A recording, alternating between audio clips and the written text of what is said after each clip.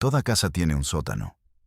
Algunos guardan herramientas viejas, cajas con fotografías que nadie mira, bicicletas oxidadas, recuerdos que se deshacen en polvo y olvido. Otros guardan secretos. Y algunos sótanos no son sótanos, son úteros oscuros, son agujeros negros que devoran la luz y el tiempo. Son tumbas para los vivos.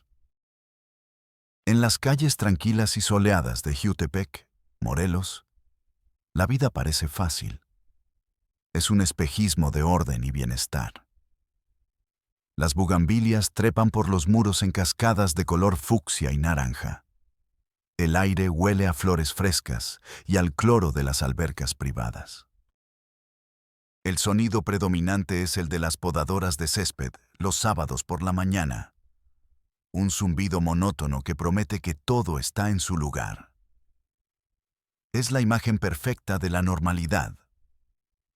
La clase media aspiracional, el sueño suburbano de un México seguro, predecible y amurallado.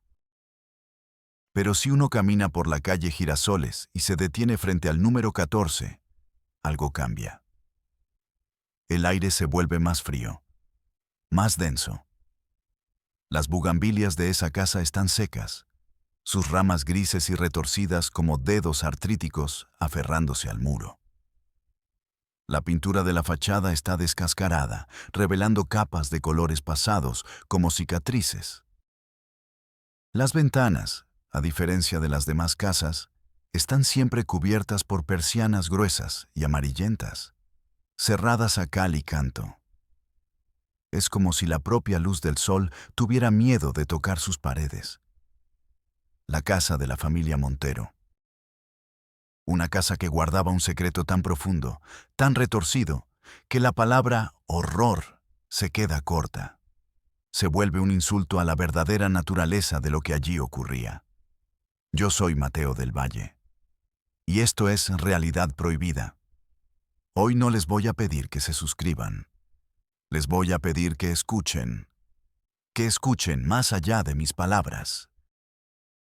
Que escuchen el silencio que habitó esa casa durante 2 décadas. Un silencio hecho de miedo, de vergüenza, de obediencia ciega y de un amor tan torcido, tan posesivo, que se convirtió en la más cruel de las prisiones. Porque esta es la historia de Armando Montero. Un padre que borró la línea entre protección y posesión. Un hombre que, enloquecido por el dolor, se convirtió en Dios y demonio. Y que crió una nueva familia con sus propias hijas, en la oscuridad, bajo tierra, en el sótano. La verdad no emerge con un estruendo. Se filtra, como una mancha de humedad en una pared. Primero es pequeña, indefinida, fácil de ignorar. Luego crece, se ramifica, dibuja formas monstruosas, y un día, sin previo aviso, derrumba el muro. Para Isabel Gámez, la vecina de al lado, la mancha comenzó como una extraña quietud. Isabel era una maestra de primaria jubilada, 70 años, viuda desde hacía 5. Sus hijos vivían lejos, en Estados Unidos. Sus llamadas eran cada vez más cortas. Sus días transcurrían en un ritmo lento y predecible. Regar sus rosales, leer el periódico de cabo a rabo, resolver crucigramas y observar el pequeño universo de su calle desde la ventana de su cocina. La ventana era su atalaya, su teatro. Y la casa de los Montero era una anomalía, una nota discordante en la sinfonía de la calle Girasoles. Armando Montero era un hombre gris, de unos 50 y tantos años. Un hombre que parecía esforzarse activamente por ser invisible, por no dejar huella en el aire que respiraba. Salía todas las mañanas a las 6 en punto en su viejo Tsuru color blanco. Regresaba al anochecer, siempre a las 7:15. Podía uno poner el reloj en hora con su llegada. Metía el coche en el garaje, y la pesada puerta de metal se cerraba con un estruendo definitivo, como la tapa de un ataúd. Después de eso, silencio y oscuridad. Nadie más salía. Nadie más entraba. Nunca. Su esposa, Laura, había muerto hacía casi 20 años. Un cáncer de páncreas fulminante, le habían dicho a Isabel en su momento. Isabel la recordaba bien. Una mujer sonriente, de manos siempre ocupadas en el jardín, que le regalaba esquejes de sus geranios. Dejó 2 hijas, Elena y Sofía. En ese entonces eran unas niñas. Elena tendría unos 12, Sofía 10. Isabel las recordaba jugando en el jardín. Sus risas eran parte del sonido del barrio. Sus vestidos de colores eran manchas de alegría que salpicaban el verde del césped. Pero después de la muerte de Laura, las risas se apagaron. El jardín se llenó de maleza. Los geranios se secaron. Y las niñas desaparecieron. Están en un internado muy bueno en Canadá, le explicó Armando a Isabel una de las pocas veces que se lo topó en la calle, meses después del funeral. Una educación bilingüe de primer nivel. Es lo que su madre hubiera querido. Su voz era monótona, como si recitara un guión aprendido. Y la gente del barrio lo creyó. Porque era una explicación lógica, dolorosa pero lógica. Porque era más fácil creer en un internado caro que en lo impensable. Pero Isabel dudaba. Algo no encajaba. La mirada de Armando al decirlo. Demasiado firme, demasiado ensayada. Sin una pizca del dolor que un padre sentiría al enviar a sus hijas lejos después de una tragedia. A veces, por la noche, cuando el silencio de su propia casa era absoluto, creía escuchar algo proveniente de la casa de al lado. Un murmullo, un llanto ahogado, cortado de golpe, como si una mano tapara una boca. Un golpe sordo contra una pared, como un mueble que cae. Lo atribuía a su edad, a su soledad. A los trucos que la noche le juega a los oídos. Pero la duda era una semilla. Y en el terreno fértil de sus días vacíos comenzó a germinar. Empezó a observar con la metódica paciencia de una maestra que prepara su clase. Tomaba notas en una pequeña libreta de espiral. Notó que Armando compraba demasiada comida. Cada sábado, regresaba del supermercado con la cajuela llena. Carritos repletos. Para un hombre que supuestamente vivía solo. Latas de atún, kilos de arroz, kilos de frijoles, galones de leche, cajas de cereal. Y algo que la perturbó profundamente. Paquetes de pañales. Talla grande y latas de fórmula para bebé. Isabel sintió un escalofrío. Quizás ayudaba a algún familiar pobre. Quizás donaba a la iglesia. Había 1000 explicaciones lógicas, pero ninguna se sentía correcta. Una tarde de agosto, mientras regaba sus rosales, el sol pegando fuerte, vio una sombra moverse en una de las ventanas del sótano de la casa de Montero. Una ventana pequeña, rectangular, casi a ras del suelo, cubierta de una capa gruesa de mugre y telarañas. Fue solo un instante. La silueta de un rostro pequeño, pálido, mirando hacia afuera. Cuando Isabel parpadeó, ya no estaba. Se quedó inmóvil en su jardín, con la manguera en la mano. El agua corriendo sobre sus zapatos, formando un charco a sus pies. Su corazón latía con una fuerza descontrolada, como un pájaro atrapado en su pecho. No fue su imaginación, estaba segura. Alguien estaba allí abajo. La semilla de la duda floreció en un miedo frío y pegajoso. Un miedo que no era por ella, sino por el rostro anónimo de esa ventana. ¿Qué debía hacer? ¿Llamar a la policía? ¿Y decir qué? Vi una sombra en la ventana de mi vecino. Y compra muchos pañales. Se reirían de ella.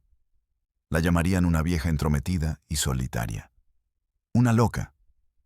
El miedo a hacer el ridículo es un guardián poderoso del silencio. Pero la imagen de ese rostro pálido y fantasmal no la dejaba dormir. Se convirtió en su única misión, su obsesión.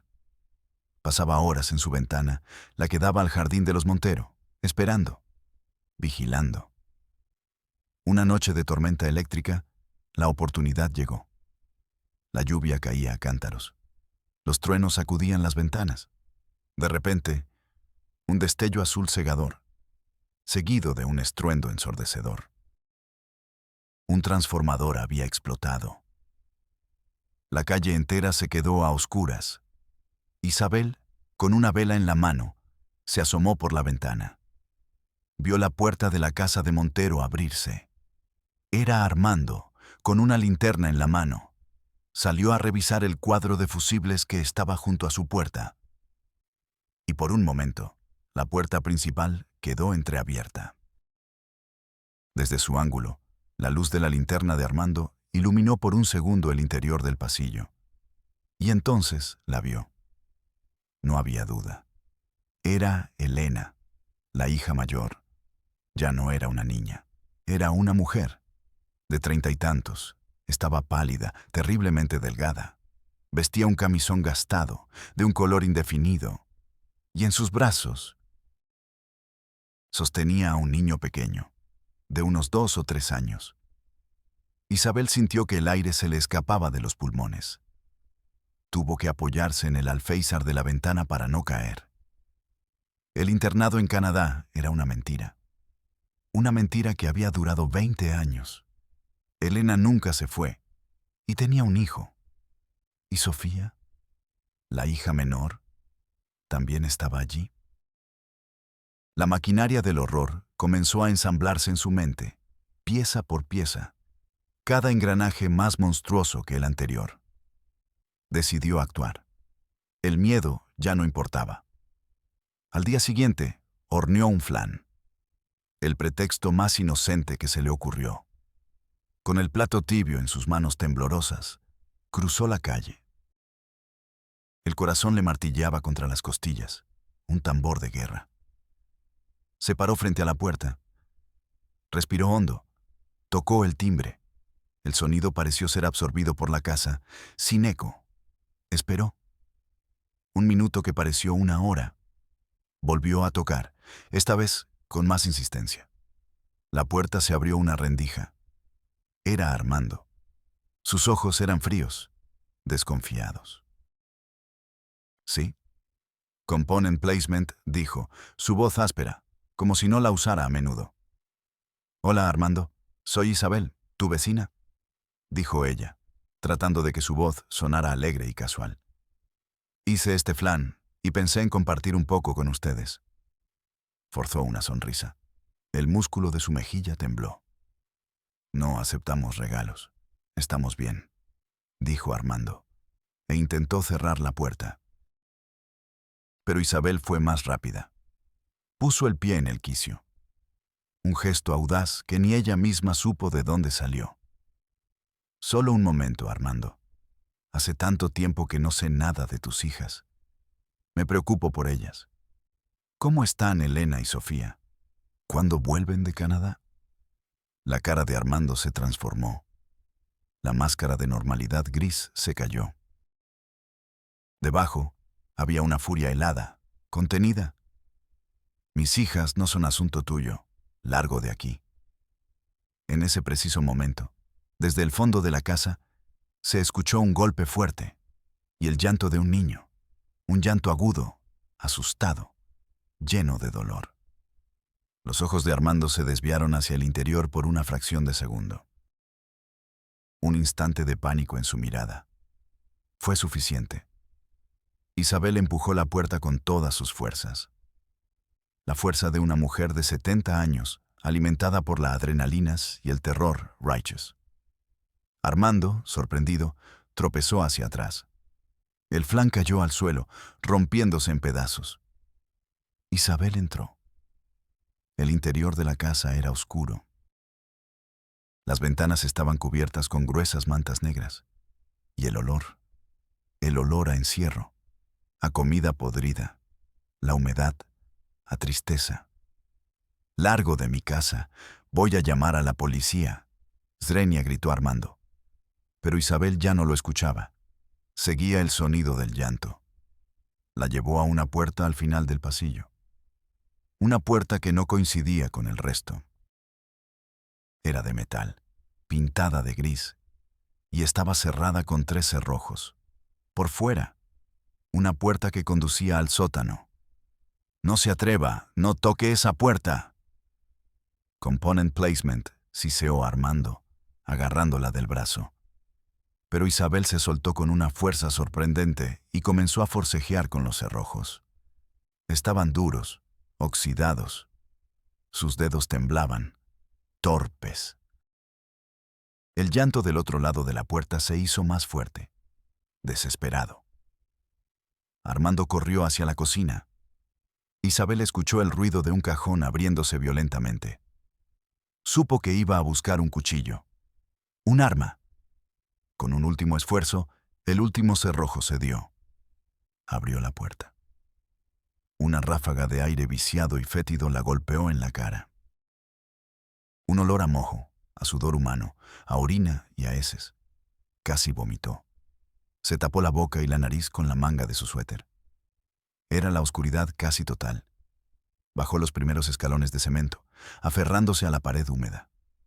«Hola, Zrenia», susurró. Su voz, temblorosa. Un movimiento en la esquina más alejada. Su celular. Sacó su celular y con dedos torpes encendió la linterna. El haz de luz cortó la oscuridad, y el mundo de Isabel, su calle tranquila, su vida de jubilada. Todo se vino abajo. No era un sótano, era una jaula, un solo colchón sucio, con manchas oscuras, en una esquina. Cubetas de plástico en otra, rebosantes, usadas como retretes. Platos sucios apilados, y en el centro del cuarto, acurrucados unos contra otros como animales asustados. Estaban ellos, 2 mujeres jóvenes, o lo que quedaba de ellas. Eran Elena y Sofía. Sus ojos, enormes en sus rostros demacrados, estaban vacíos, apagados. Sus cuerpos, esqueléticos, cubiertos con harapos. Y a su alrededor había niños. 5 de ellos, de diferentes edades, desde un bebé de meses que Elena sostenía, hasta un niño de unos 10 años, pálidos, desnutridos, sujos, con el pelo enmarañado y los ojos grandes, redondos, aterrorizados por la luz repentina. Y todos tenían los mismos ojos, los ojos de Armando, la misma mandíbula cuadrada, la misma forma de la nariz. Eran los hijos de Armando y sus nietos. Eran los hijos de Elena y sus hermanos. Eran los hijos de Sofía y sus sobrinos. El árbol genealógico se había convertido en una maraña venenosa e incomprensible. El niño mayor, el de 10 años, miró a Isabel. No habló. Solo levantó una mano y señaló hacia ella. Sus dedos eran largos y delgados, casi translúcidos. Nunca había visto el sol. Isabel se apoyó contra la pared de cemento, fría, húmeda. El frío se le metió en los huesos, en el alma. Un sabor metálico, a sangre, le llenó la boca. El sabor del miedo puro, absoluto. Escuchó los pasos pesados de Armando bajando las escaleras. «Te lo advertí, vieja metiche», dijo. En su mano, un cuchillo de cocina. Isabel levantó el celular.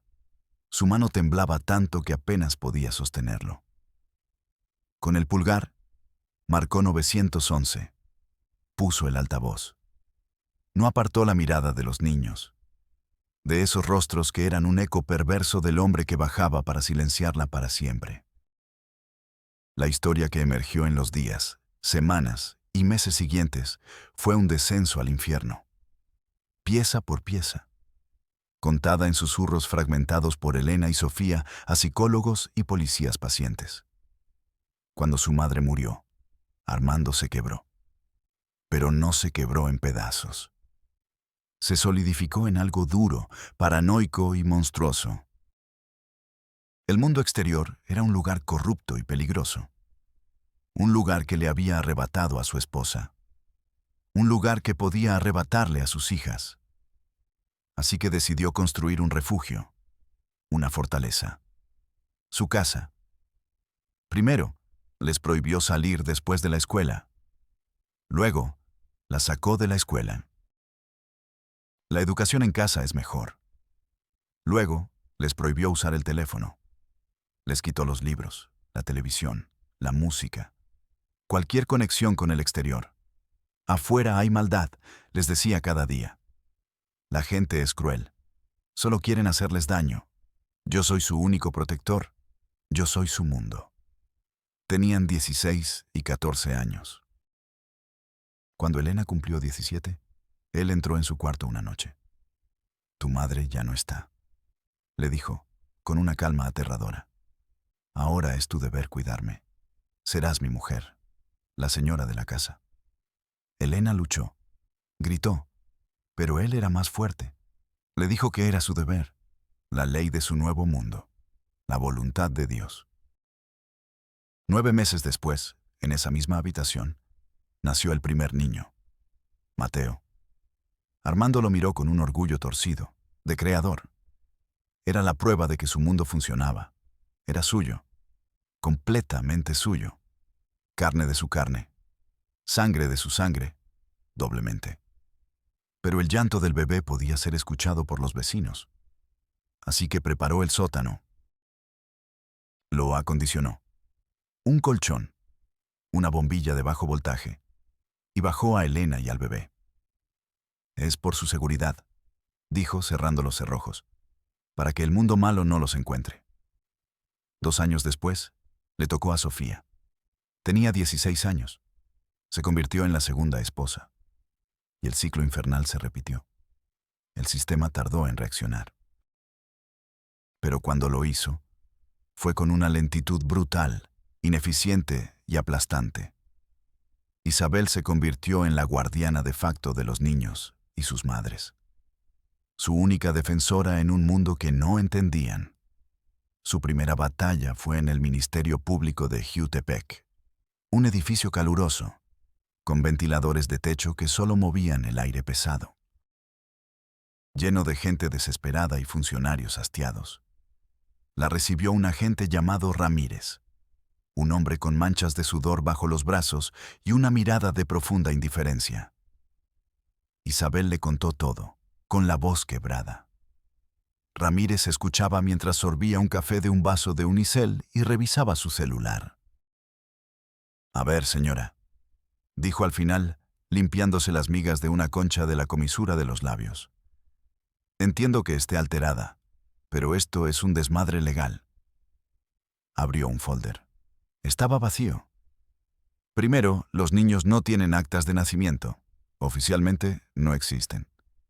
Segundo, las madres, sus hijas, son mayores de edad. Si ellas no declaran en su contra por violación, el caso se cae. Y ahora mismo no están en condiciones de declarar nada. Pero son sus hijas. Las tuvo encerradas 20 años. Zrenia, exclamó Isabel, golpeando el escritorio. Ramírez ni se inmutó. Eso es privación ilegal de la libertad. Otro delito. Pero si ellas dicen que se quedaron por voluntad propia, ¿cómo lo probamos? Es la palabra de él contra la de ellas.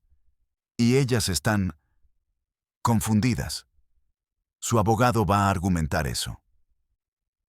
Isabel sintió un nudo de hielo en el estómago. ¿Qué hacemos entonces?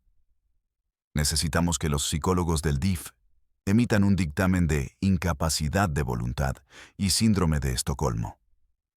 Pero eso tarda semanas, si no es que meses. Por ahora, llene este formato, el 17A, de solicitud de peritaje psicológico. Y este otro, el 23C, para el reporte de omisión de cuidados. Sáqueles 3 copias, adjunte copia de su credencial de elector y tráigalos a la ventanilla de atención a víctimas. Cierran en 20 minutos. Isabel salió de la oficina sintiendo que había chocado contra un muro de gelatina. Un muro que cedía, pero nunca se rompía. Su siguiente parada fue el DIF, donde pensar una trabajadora social joven, de ojos brillantes, con más buenas intenciones que recursos, fue asignada al caso. Lloró cuando leyó el expediente preliminar. «Haremos todo lo posible, señora Isabel», le prometió. «Estos niños son nuestra prioridad». 2 días después, la trabajadora social la llamó. Su voz era distinta, apagada, derrotada. «Señora Isabel, hablé con mi director. Me dijo que el caso es muy mediático, que debemos ser cuidadosos, que no podemos darles un hogar temporal a los niños hasta que un juez lo ordene. Mientras tanto, están bajo custodia en el albergue Luz de Esperanza». El nombre era una burla cruel. Pero ellos nunca han visto el mundo. «Estar con otros niños los vas a aterrorizar». «Lo sé», susurró la trabajadora social. «Pero el protocolo es el protocolo. No puedo saltarme el protocolo. Si lo hago me despiden. Lo siento». El protocolo, la palabra que santifica la inacción. Isabel se sentó en la cocina de su casa. El plato roto del flan seguía en una bolsa de basura. Sintió una impotencia tan profunda que le robó el aliento. Los niños habían sido rescatados de una jaula, solo para ser puestos en otra. Una jaula más grande, con más gente, con reglas, con horarios y con la misma indiferencia fría. Isabel fue a la Fiscalía de Feminicidios para ver cómo iba el caso de la violación. Una funcionaria con el cabello perfectamente planchado y uñas de acrílico la miró por encima de sus lentes de diseñador. «Señora», le dijo sin dejar de teclear, «el caso de abuso sexual es competencia nuestra, pero la privación de la libertad le corresponde a la Fiscalía de Delitos de Alto Impacto. Y la custodia de los menores es del juzgado familiar. Son 3 procesos distintos, en 3 dependencias distintas, con 3 números de carpeta distintos». «¿Pero no pueden hablar entre ustedes? ¿No es todo parte de lo mismo?». La funcionaria finalmente la miró, con genuino fastidio. «Nosotros nos comunicamos por oficios. Es el debido proceso. Si quiere saber el estado del expediente de sus representados, llene el formato 2B para solicitarlo. La respuesta tarda de 5 a 10 días hábiles». El sistema no buscaba justicia. Buscaba ordenar el horror en carpetas, clasificarlo, dividirlo, archivarlo hasta que perdiera toda su fuerza humana. Cada puerta que tocaba Isabel era un nuevo formulario, una nueva sigla, una nueva dependencia, un nuevo «eso no me corresponde a mí». Mientras tanto, los niños se marchitaban en el albergue. El mayor, Mateo, que había pasado 10 años en la oscuridad, sufría ataques de pánico cada vez que salía al patio. La luz del sol le quemaba los ojos. El sonido de los otros niños gritando y jugando lo aterrorizaba. Había aprendido a comunicarse con sus hermanos en un silencio casi absoluto, a través de un sistema de toques y golpes en la pared. En el albergue, su lenguaje era inútil. Estaba solo en un mundo de ruido y luz cegadora. El rescate los había salvado. Y el sistema los estaba destruyendo lentamente.